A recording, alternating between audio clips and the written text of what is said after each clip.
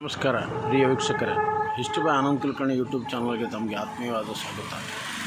ಇವತ್ತು ನಾವು ನೋಡುತ್ತಿರುವಂತಹ ಒಂದು ಸ್ಮಾರಕದ ಹೆಸರು ಪಸಾರಿ ಕಮಾನ್.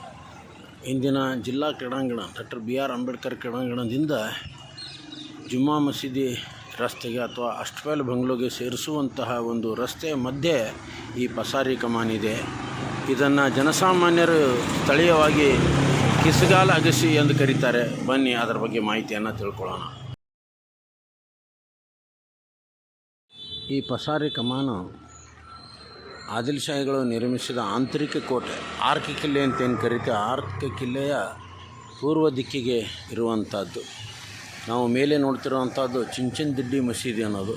ಆ ಚಿಂಚನದಿಡ್ಡಿ ಮಸೀದಿ ಹತ್ತಿರವೇ ಒಳಗೆ ಏರ್ಲಿಕ್ಕೆ ಒಂದು ವ್ಯವಸ್ಥೆ ಇದೆ. ಅಲ್ಲಿಂದ ಏರಿ ಬಂದು ಆದಿಲ್ಶಾಹಿ ಸುಲ್ತಾನರು ಈ ಒಂದು ಮೇಲ್ಸೇತುವೆ ಅಂತ ಏನು ಕರಿತೀವಿ, ಆಂತರಿಕ ಕೋಟೆಯಿಂದ ಹೊರಗೆ ಬರ್ತಿರುವಂಥದ್ದು ದಿನಾಲು ಈ ಒಂದು ಪಸಾರಿ ಕಮಾನದ ಮೇಲೆ ಹಾಯಿಸಿ ಇಲ್ಲೇ ಸಮೀಪದಲ್ಲಿರುವಂಥ ಒಂದು ಆಸರ್ ಮಹಲಿಗೆ ಅವರು ಆದಿಲ್ಶಾಹಿಗಳು ಬರ್ತಾಯಿದ್ರು. ಇಲ್ಲಿ ಒಂದು ಗಂಜ್ ಕೂಡ ನಾವು ನೋಡಬಹುದು. ಈ ಗಿಡದ ಹಿಂದೆ ಇರುವಂತಹ ಒಂದು ಆಸರ್ ಮಹಲಿಗೆ ಈ ಪಸಾರಿ ಕಮಾನ್ ಮುಖಾಂತರ ಅವರು ತೆರಳ್ತಾ ಇದ್ದರು ಅನ್ನೋದು.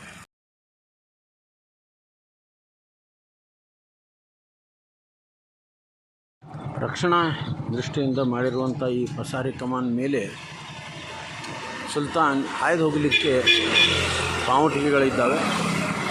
ಅಲ್ಲಿ ಕಾಣಿಸ್ತಿರುವಂತಹ ಆಸಾರ್ ಮಹಲದ 2ನೇ ಅಂತಸ್ತಿಗೆ ನೇರವಾಗಿ ಸುಲ್ತಾನರು ಹೋಗ್ತಾ ಇದ್ದರು ಅನ್ನೋದು ಇಲ್ಲಿಂದ ಗೊತ್ತಾಗ್ತದೆ.